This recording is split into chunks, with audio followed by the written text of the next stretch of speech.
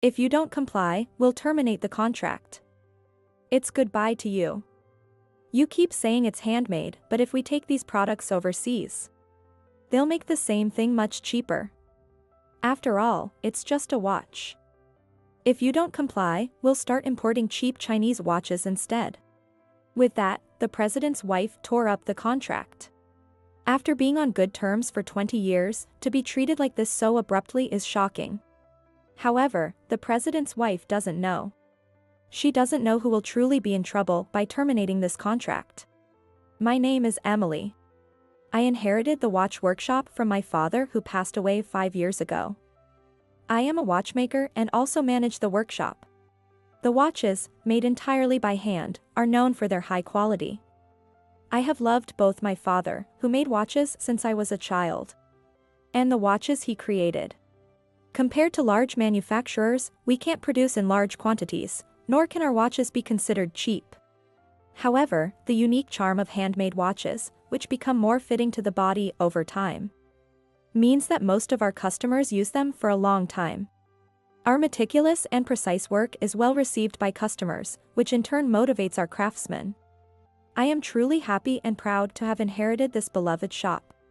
There was a shop that favored our watches for 20 years since my father's time. It is an old men's clothing store in the same district. A long-established personal store rooted in the community, with many regular customers. Targeting mainly businessmen, it sold suits and accessories. The previous president of that store was very fond of my father's watches, and even after I took over, he continued to display them in the store. Even now, whenever I see the current president, Mr. Young, he always says. Many customers come to our store specifically for Yates Workshop's watches. We're truly grateful.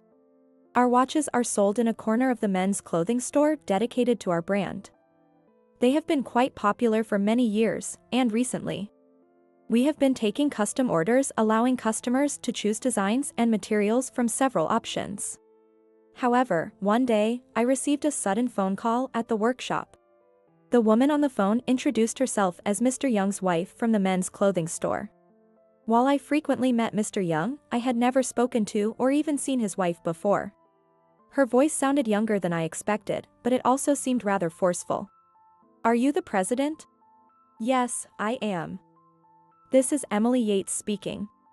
I have something important to discuss with you. Could I visit you now if you have some time? Now. I didn't understand why it was Mr. Young's wife and not Mr. Young. And the sudden proposal without any prior appointment. Though I was unsure, her tone was so sharp that I thought it might be a customer-related issue, so I decided to agree. About 15 minutes later, Mr. Young's wife arrived, introducing herself as Rachel. Unlike the 60-year-old President Young, she appeared to be in her 40s and looked quite young. My husband always speaks highly of your services. And we are grateful for your continued support. We exchanged brief pleasantries, then I led her inside and offered her coffee in the reception room.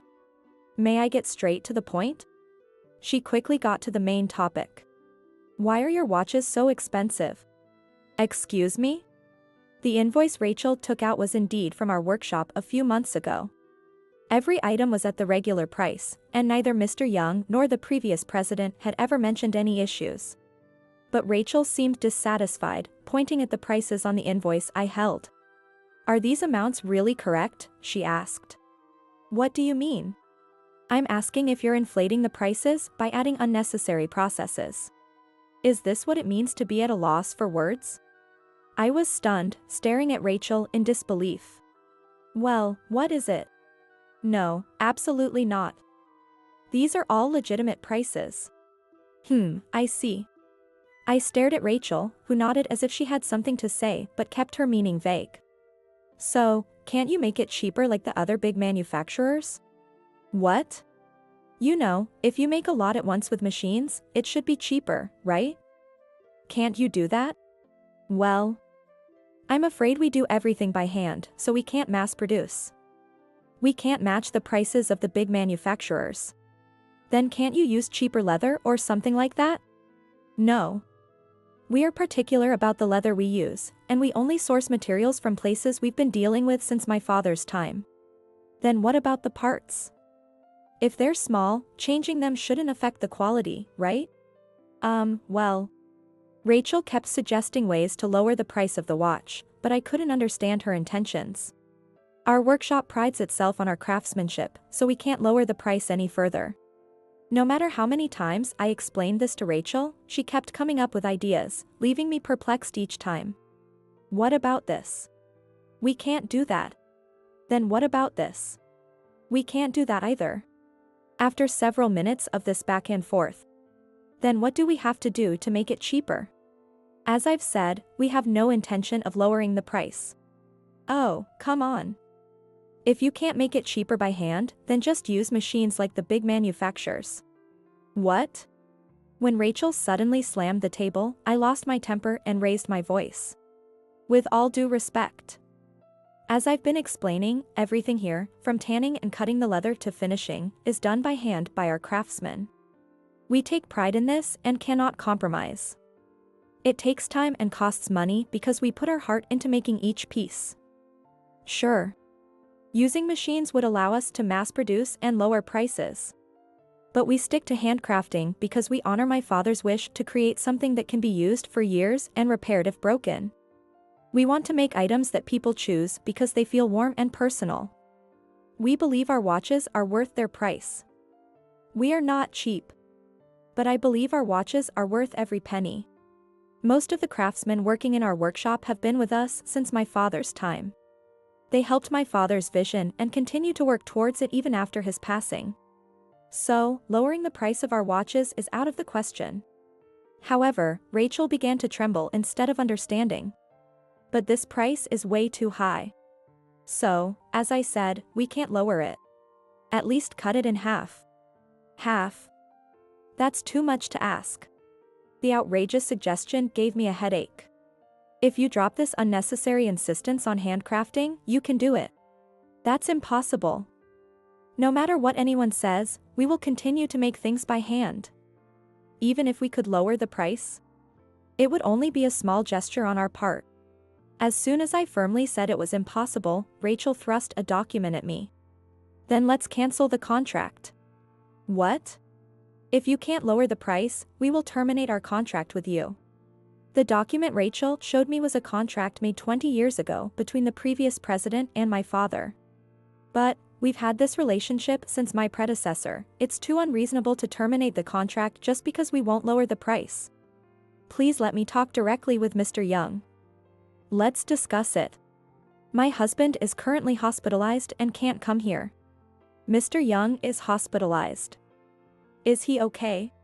Don't worry, he'll be gone soon anyway, so it doesn't matter. What? That's why I, the next president, hold all the authority over our store now. I honestly don't know what kind of relationship the previous presidents had, but that's in the past. Now, in this recession, we have to cut unnecessary costs for the sake of the company. As a fellow business owner, you should understand. Her harsh words left me trying to control my trembling fists rather than arguing back. Seeing me silent, Rachel mistakenly thought I had no argument and raised her voice mockingly. You talk about handcrafting, but if you take your products overseas, they'll make the same thing cheaper. After all, it's just a watch. If you don't comply, maybe we'll import cheaper watches from China. Listening to Rachel's laughter any longer, I might lose control out of anger. So, what will it be? If you agree to have the price, we'll keep your products in our store. Or will you honor your predecessor's wishes and end the contract? We can't agree to cut the price in half. I see. That's unfortunate. Then we'll terminate this contract. Rachel tore up the contract with a half smile and started to prepare to leave. I'm sorry too, but we can't place our products in a store that doesn't appreciate their value. Rest assured. We'll never supply our watches to your store again. That's our line. Don't say we didn't warn you. That goes both ways. Thank you for everything. As I said this, Rachel left the workshop with a big smile on her face. Dad. I'm sorry. I didn't know if this was the right thing to do, but I felt terribly sorry for my father. Rachel's words were truly harsh. However, that men's clothing store was one of our few longtime major clients. We needed to find a new client soon, or our business would struggle, just as Rachel said. One day, while thinking about this, the workshop phone rang again. The caller was the personal secretary of Mr. Young, who I heard was unwell. He insists on speaking directly with you. I'm calling despite knowing it's inconvenient. Though I was puzzled by the secretary's words, I had wanted to visit Mr. Young since hearing about his hospitalization. So I agreed to a brief meeting. I quickly got the hospital address and headed over. In the hospital room, I found Mr. Young lying in bed connected to many tubes, his secretary who had called, and Mr. Young's son. I calmed Mr. Young, who tried to sit up upon seeing me, handed the secretary a fruit basket, and sat down to listen by the bed. I heard from my wife. First, I must apologize for her rudeness. I am truly sorry. Mr. Young. Seeing the always cheerful Mr. Young so frail left me speechless. It may sound like an excuse, but that was my wife's decision, not my intention. However, your wife claimed she was the next president and held all authority. That's just what she thinks. What do you mean? Well, according to Mr. Young, Rachel was his second wife and had a son from a previous marriage, in addition to his biological son present now. Taking advantage of Mr. Young's hospitalization, Rachel declared herself acting president and tried to seize control of the company. She planned to make her son, still in middle school, the next president once he grew up. It's embarrassing to say, but I've betrayed you and your father this way. I'm truly sorry. Please, stop apologizing. It's not your fault, Mr. Young. This is not good for your health. Thank you. However, I heard my wife said terrible things and terminated the contract. Your watches have always been popular in our store. Customers come mainly for your watches, and then buy ties and cufflinks. Terminating the contract will greatly affect our sales. Ms. Yates. I beg you to reconsider this contract termination. Mr. Young. My son, not my wife, will take over the store's management. My son understands the value of things, unlike my wife. Please, I beg you. I want to protect my father's store too. Please. With Mr. Young, his son, and his secretary all pleading, I felt conflicted. I understood their feelings, but it wasn't a simple matter. I'm very sorry, but as long as your wife, who doesn't understand the value of our work, is involved, it's impossible. No matter the long history between our predecessors, the contract was still broken. The contract was torn up, and there's nothing more we can do. Besides, your wife insulted not only our watches and workshop but also my father's legacy. It was unbearably humiliating. Knowing that we can't supply your store anymore. I can't bring myself to do it. I'm truly sorry. As I said this firmly, the three visibly fell in despair. But remembering the humiliation, my feelings didn't change. 6 months later. To recover lost profits, I ventured into online sales. We started selling custom-made, handmade watches. Putting effort into promoting on social media, we thankfully became a hit and orders increased. We also found new clients for our ready-made products, expanding our business and increasing sales. Now, we're busier than ever, both me and the craftsman. One day, the workshop phone rang. Thinking it was another order, I answered, only to hear Rachel's voice. What do you want? Our business with your store should be over. Ms. Yates. Please, I have a favor to ask. Make and deliver watches to our store again. It doesn't have to be half price, even 30% off is fine. Just hurry. Rachel's voice sounded incredibly desperate. How dare you say that after mocking our watches? And wasn't it your store that unilaterally terminated the contract? I clearly told you we wouldn't deliver to your store again. Please, don't say that. I'm begging you. If things continue like this, both my position and the company will be in jeopardy. Even at the regular price, just please make the watches. Her voice, almost in tears, didn't sway me at all. It's impossible. Please don't call again. Goodbye. With that, I hung up the phone. A month after cutting off Rachel's call, a customer visited the workshop. Ms. Yates, it's been a while. Mr. Young. It was Mr. Young and his son. Apparently, his health had improved and he was discharged, which is why they came. Please forgive the intrusion. We are here to humbly request that you renew our contract. What? Despite his recovery, Mr. Young looked significantly older. His son explained the situation. After our contract ended, Rachel had been pushing cheap Chinese products on customers who came to buy or service watches. She often said, "There's a cheaper and better option than those overpriced watches." However, those watches were indeed cheap but of poor quality, quickly turning into unusable junk. As a result, customers stopped coming, and the store became eerily quiet. Upon his discharge, Mr. Young harshly scolded Rachel, but she remained defiant and ambitious. "Let's cut costs and increase profits. That way we'll make more money." He said he felt terrified by her attitude. When Rachel realized she couldn't seize control, she exploded. "I only married you for your money. What a mistake." That outburst was the final straw, prompting Mr. Young to decide on divorce. His son was also considering suing Rachel for damages caused by her reckless management. The customers who came to our store weren't just looking for any watch. They came specifically for Yates Workshop's watches. They were willing to travel to our store because your watches had that much value. My wife never understood that. Even though we're divorcing, I deeply regret ever marrying someone like her. Mr. Young handed me the contract documents and left, asking me to reconsider. Subsequent visits from Mr. Young revealed that the situation with Rachel involved legal battles and complications. But the divorce was eventually finalized successfully. After being kicked out, Rachel lived in a rundown apartment with her son, spending her days crying. Mr. Young felt sorry for her son. The boy couldn't live with his mother in that state. Her son begged President Young's son to hire him, saying he'd work even with just a middle school education, and eventually, Mr. Young took custody of him. His son now runs the company, striving to restore its stability. Rachel, burdened with debt, started working part-time jobs but couldn't hold them for long. It's her own fault. Despite Rachel has gone, I hadn't yet renewed the contract with Mr. Young. However, the customers in our watches were innocent.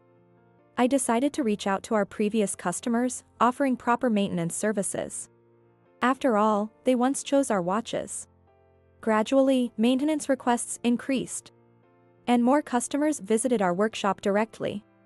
One day, a customer said it was convenient to buy at that men's store. I enjoyed picking out accessories and coordinating suits. "Can't you place your watches there again?" Since our online sales picked up, we'd received many similar comments. "I know the quality is good, but buying online is scary. I want to see and touch the product before purchasing.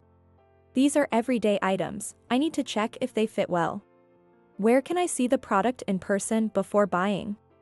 While I appreciated the feedback, our workshop wasn't large enough to handle such widespread demand. Even if I tried approaching stores indiscriminately, there was no guarantee they would carry our products, and I wanted to avoid more conflicts. After much deliberation, I decided to visit Mr. Young's son, the new president, and renew our contract. Of course, it would be at the regular price, with the condition that someone who understands the value of our watches would be selling them. Both Mr. Young's son, the new president, and Mr. Young, the former president, thanked me repeatedly, and our old customers Mr. Young's son. With the return of a major client at regular prices, our workshop became even busier. While everyone was motivated, it would be counterproductive if we couldn't keep up with the demand. Just as I was considering hiring new staff, Sean, Rachel's son, approached me, asking to work here. He was attending a technical high school, and I decided to let him start as an apprentice if he was truly motivated. Honestly, I still don't know much about watches, but I've always admired the ones displayed in the store. Sean said with a bright smile as he watched the craftsman work. Several years later, I was gazing at a particular watch displayed in a corner of the workshop. It was the first watch my father made for me. He crafted it with love as a gift for my 21st celebration, and it's my treasure. Since I was a child, I was in awe of my father, who spent long hours meticulously making watches. He was my hero, and I wanted to be just like him. When I told him I wanted to be a watchmaker, work for a proper company, he said, but I knew he was secretly pleased. In the end, I followed in his footsteps, and he taught me everything without a word. Feeling nostalgic, I gently touched my precious watch. Placing it back, I sighed as I looked at the watches I made, ready for shipment. It's not that I'm dissatisfied with the present, but I still have a desire to surpass my father someday. First, I need to complete the tasks before me. After stretching out my body, I carefully packed each watch I made with care and loaded it into the car. My father always said the watches he made were like his children. I feel the same way. These watches are our children. Delivering them is both joyful and a bit sad. But they will return for maintenance someday. When they do, we'll welcome them back, fix them up, and send them off again. With that anticipation, I'll continue making watches today.